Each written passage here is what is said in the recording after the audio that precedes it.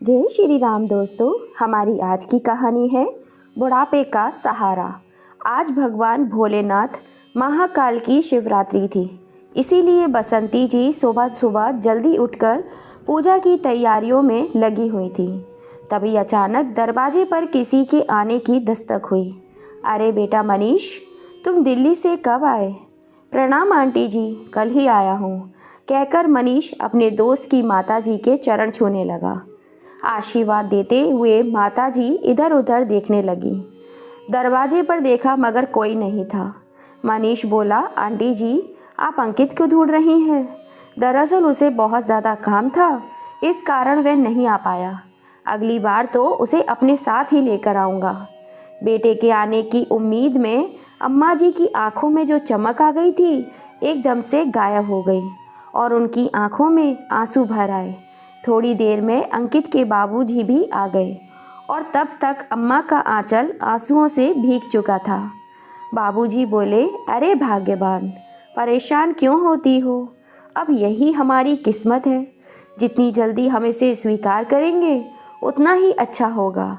अम्मा के सामने अंकित के बचपन की यादें ताज़ा हो गईं।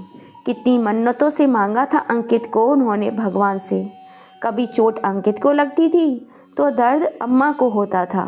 अपनी आंखों से ओझल नहीं होने देती थी अम्मा अपने बेटे को। आज उसी बेटे को अम्मा बाबा की अपने स्टेटस के नहीं लगते।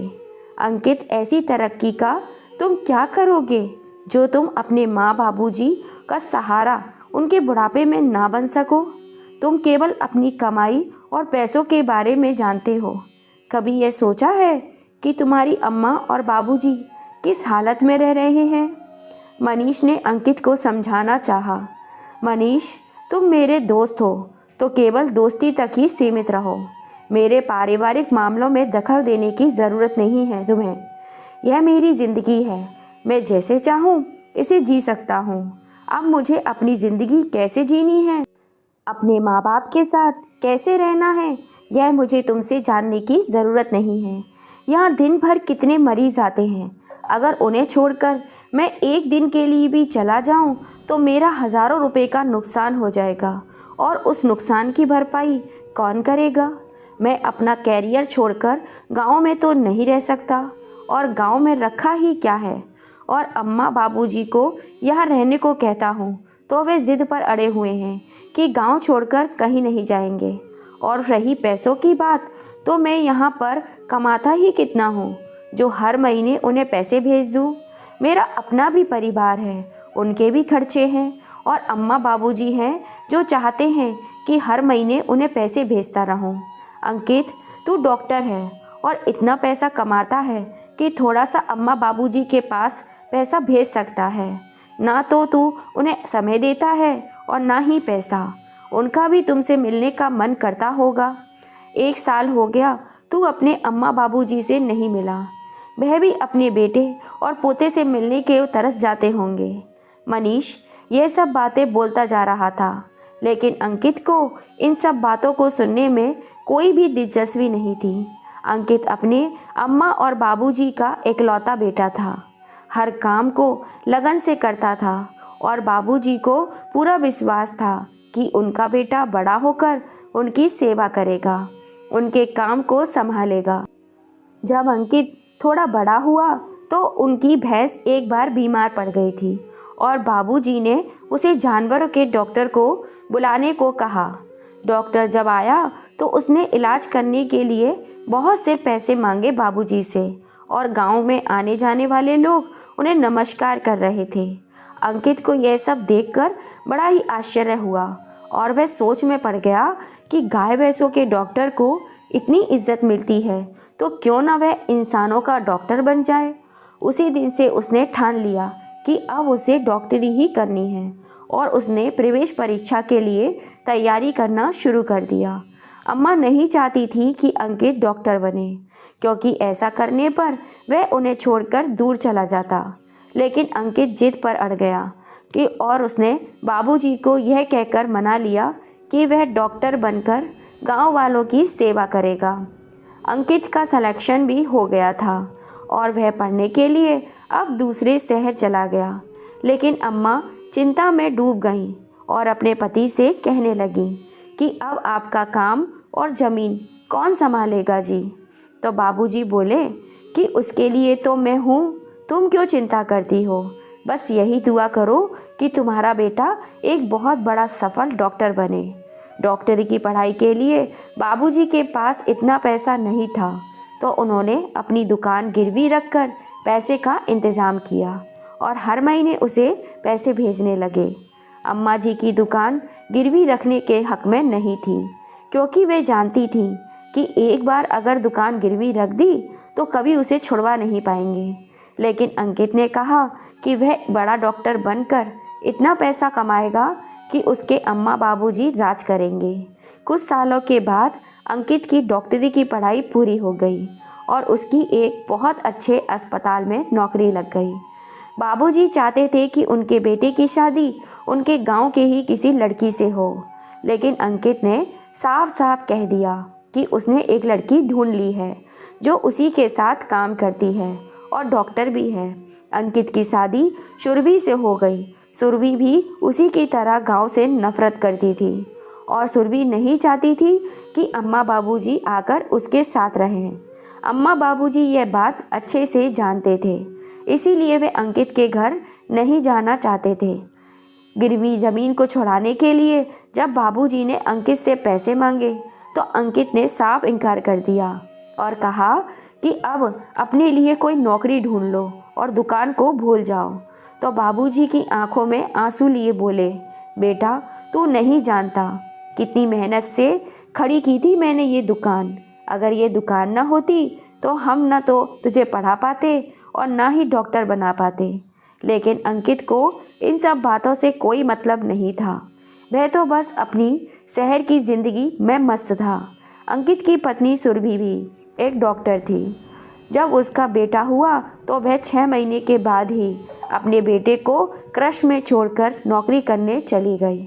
अम्मा जी चाहती थीं कि वह अपने पोते को अपने हाथों से पाल पोस कर बड़ा करें, लेकिन सुरभि ने तो ठान रखा था कि वह अपना बेटा गंवार लोगों के हाथों में नहीं देगी।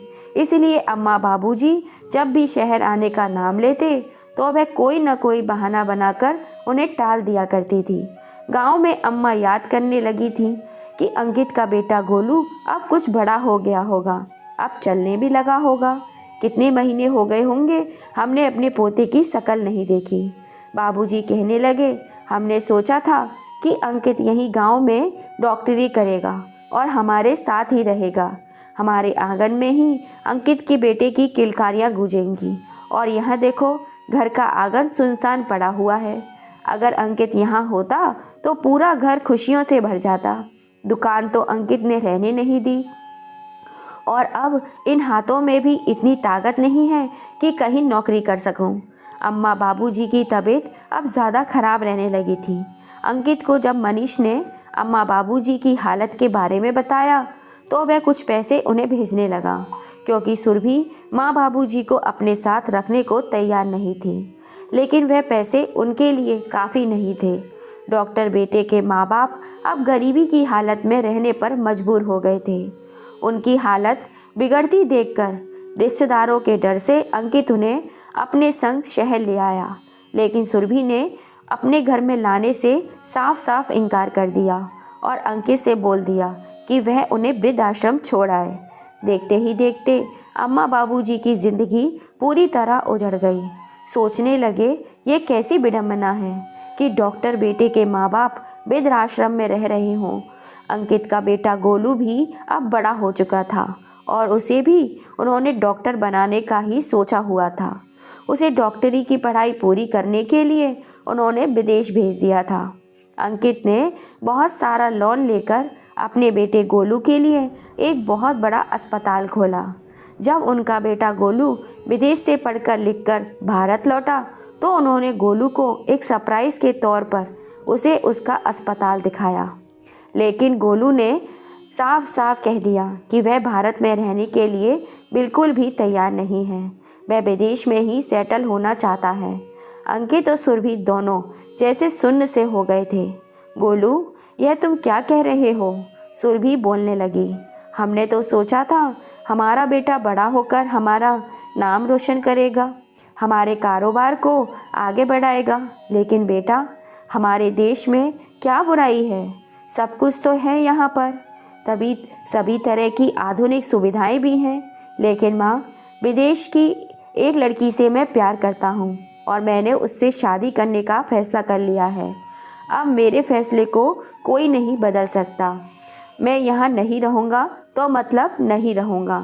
मेरी कल की फ़्लाइट बुक है और मुझे कल ही निकलना होगा। गोलू ने अपनी बात अपने मम्मी पापा को स्पष्ट तौर पर कह दी।